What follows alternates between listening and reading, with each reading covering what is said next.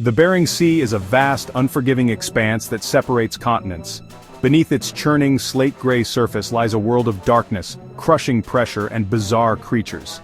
Down there lives the king, the Alaskan king crab. These giants, armored and formidable, are a global delicacy, and a dangerous fortune for those who dare to harvest them. This isn't just fishing, it's a war, fought with steel pots, diesel engines, and sheer human grit. Fishermen risk everything for a shot at the prize crawling across the ocean floor. The stakes are high and the sea is merciless. The work here is relentless, a bone-chilling grind that pushes body and spirit to the limit. The cold never leaves your bones. Sleep is a luxury. Every moment is about the next pot, the next haul. It's a brutal, dangerous dance with nature. Why do they do it? It's more than money. It's about legacy, pride, and proving yourself against the worst the world can throw at you. This is the untold story of the Alaska Crab Wars, a saga of rivalry, risk, and resilience. It's about the men who fought for a piece of the ocean's bounty, and the price they paid. And it's a story still being written today on the icy waters of the North. No dialogue, no dialogue, no dialogue, no dialogue. In the mid-20th century, Alaska's crab boom sparked a modern-day gold rush. Word spread of millions of king and snow crabs crawling on the seafloor, a living fortune. Men from across the country mortgaged everything to chase this promise.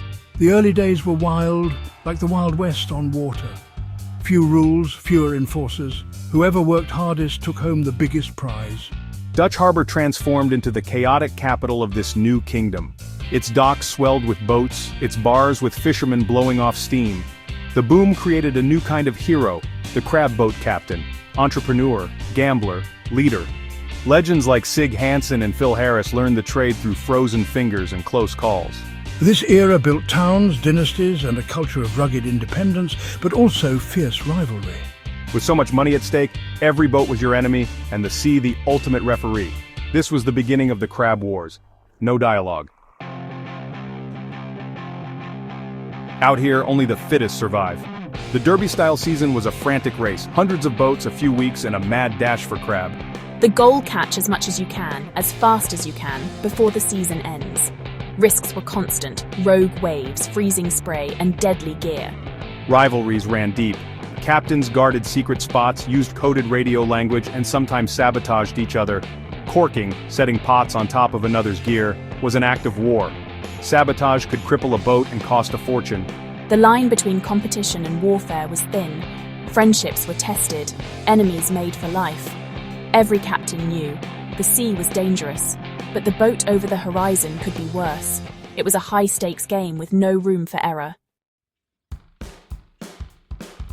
Even in chaos, there were rules, a code of honor every fisherman knew. The most important: help a boat in distress no matter who it is.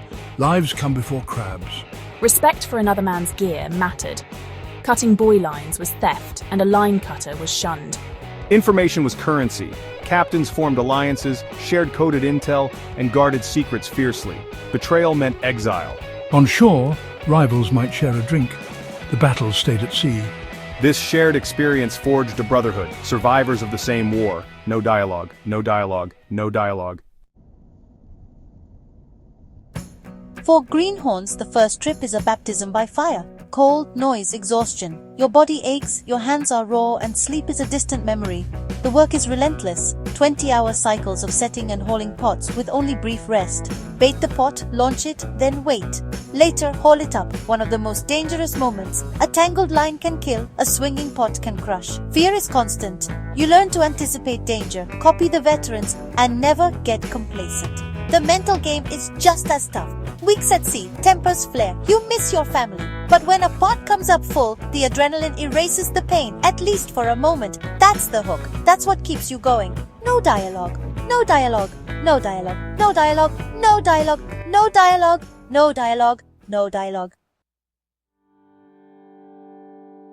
The Crab Wars were fought by families too, waiting, worrying, hoping. Every fisherman at sea meant a family counting the days, living with constant anxiety. They managed homes, raised kids, and gambled on a payday that might never come. A good season could mean financial freedom, a bad one, debt and heartbreak. The separation was hard, missed birthdays, holidays, and milestones. Coming home meant adjusting to a quieter life, relearning how to be present. This struggle created a tight-knit community of families, supporting each other through the waiting and the worry. The fortunes made were family triumphs, built on sacrifice and resilience. By the early 2000s, the crab wars had reached a breaking point: overfishing, lost boats and lives.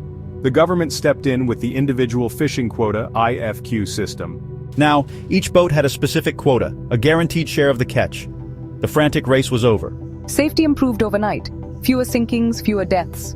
Captains could wait for good weather and fish smarter. Crab stocks recovered, and the fishery became more orderly and professional.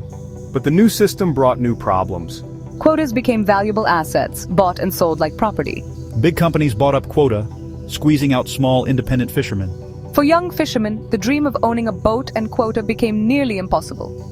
The war for crab had become a war of economics. No dialogue, no dialogue, no dialogue, no dialogue. Today's crab fishermen face new battles: climate change and economic pressure. The Bering Sea is warming, disrupting crab habitats and forcing fishermen farther north. Crabs are vanishing. The snow crab population collapsed and seasons were cancelled. For many, it was a financial disaster. Warming waters, disease and stress are the likely culprits. Costs are up: fuel, bait, insurance, while crab prices swing wildly. Now a fisherman must be a businessman, analyst, and fortune teller. Many captains lease quota, cutting into profits. The fight for survival continues, but the battlefield has changed. The modern crabber must be adaptable, resilient, and innovative. The physical dangers may have lessened, but the threat to their livelihood is just as real. The war is quieter now, but no less intense. No dialogue. The Alaska crab wars are more than a story of greed and danger. They've shaped the identity of Alaska's coastal communities for generations. For these people, crabbing isn't just a job, it's who they are. The legacy of the Derby days lives on in stories and family histories. It's a benchmark for toughness and resilience. Today's challenges, climate change, consolidation, vanishing crabs, are more complex than any storm. Yet fishermen adapt, working with scientists and advocating for sustainability. The war is now a collective struggle for the future of the fishery. Ultimately, the crab wars are about our struggle with nature, ambition and endurance. It's about community and the bonds forged in hardship. The crabs are the prize, but the real story is about the people. They do it for family, heritage, and the thrill of the catch. Because a life without that struggle wouldn't be a life at all.